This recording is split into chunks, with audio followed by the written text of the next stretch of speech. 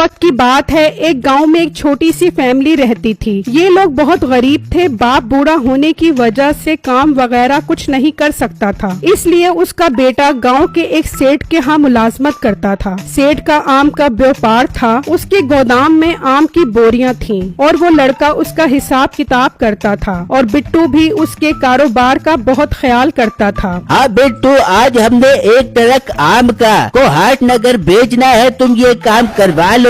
पर सेठ साहब, इसमें तो बहुत टाइम लग जाएगा। 5 बजे तो मेरी छुट्टी हो जाती है। हाँ मुझे पता है, इस काम में सारी रात भी लग सकती है। अगर तुम ये काम करवाओगे तो मैं तुम्हें ज्यादा पैसे दूंगा तनख्वाह के साथ। तुम्हें तो पैसों से ही मतलब है ना? जी जी सेठ साहब, मैं तो यहाँ रोजी रोटी करने आया हूँ। मुझे ज्यादा पैसे मिल जाएं तो मैं काम भाग भाग कर करूँगा। बस ठीक है, आज रात माल की जिम्मेदारी तुम्हारे ऊपर है। उस सेठ के गोदाम में मीठा नाम का एक मुलाजिम भी काम करता था। वो ये बातें सुन रहा था। ये सेठ बहुत सियाना है, सारे रोजी वाले काम इसे बता देता है और गंदे मुफ्त वाले काम मेरे सर पर डाल देता है। मैं जाकर इससे बात करता हूँ। फिर मीठा उसके पास आता है। सेठ साहब, ये अच्छी बात नहीं है। वो कोई काम करे तो उसे एक्स्ट्रा पैसे देते हो और मैं कोई काम करूँ तो मुझे फूटी कौड़ी भी नहीं देते। मीठे, ये काम बहुत हसास है। सारी बोरियों का हिसाब रखना कोई आसान काम नहीं है। एक बोरी भी इधर उधर हो गई तो सारी जिम्मेदारी बिट्टू के ऊपर आएगी।